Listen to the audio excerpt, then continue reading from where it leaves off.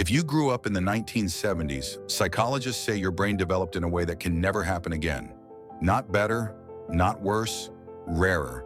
And once you hear why, you'll understand why you feel so different from the world today. There's something people who grew up in the 70s carry that younger generations can't quite explain. They look at modern life and smile, not out of arrogance, but recognition. Because they lived through a brief moment in human history when childhood was completely free and deeply formative at the same time. Many of them still say things like, "We didn't know how good we had it," or "I wish I could go back and stay there." And the classic, "We grew up on hose water. We were feral, and it was glorious." So what exactly did the 1970s do to your brain? And why does it still show up today? Trait number 1, self-directed problem solving. Every 70s kid remembers this sentence: "Go find something to do, or I'll find something for you." And you knew what that meant. Boredom wasn't a conversation, it was a warning. So you learned quickly. Figure it out yourself. Research on unstructured childhood shows that kids who had to create their own entertainment developed stronger executive function and creativity later in life. You weren't handed schedules. You weren't constantly supervised. You had to invent an entire day out of nothing. That's why you devoured books, disappeared on your bike for hours, built forts in the woods. Your brain learned something modern childhoods skip entirely: how to generate purpose from emptiness. Now that explains your creativity, but it doesn't explain why you stay calm when everything is falling apart. That comes from the next trait. Trait number 2, adaptive risk calibration. You climbed trees that were way too high, rode bikes without helmets, played with fireworks, did things that would cause panic today.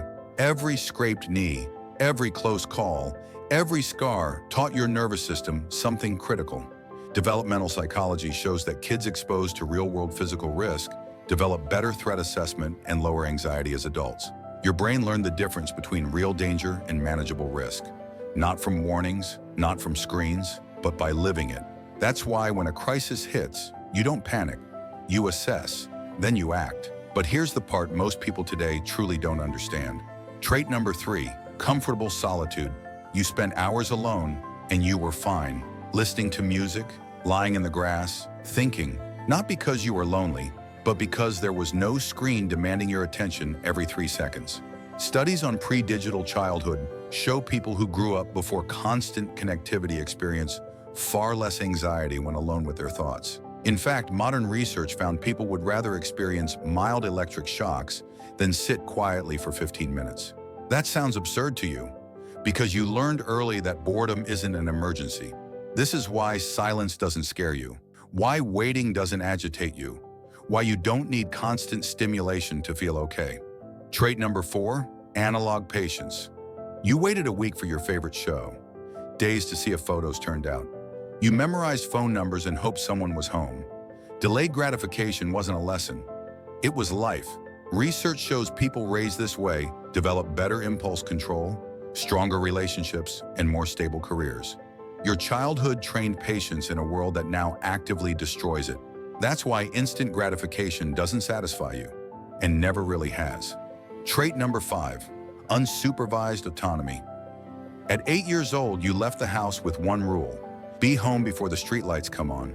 No tracking, no constant check-ins, no adult hovering. You explored, you judged situations, you dealt with consequences.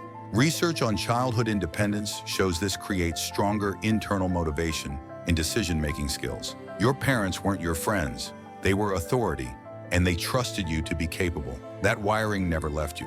So if you ever feel out of place in today's world, remember this: you're not outdated. You're carrying skills that are quietly going extinct. The independence that looks like coldness, that's competence.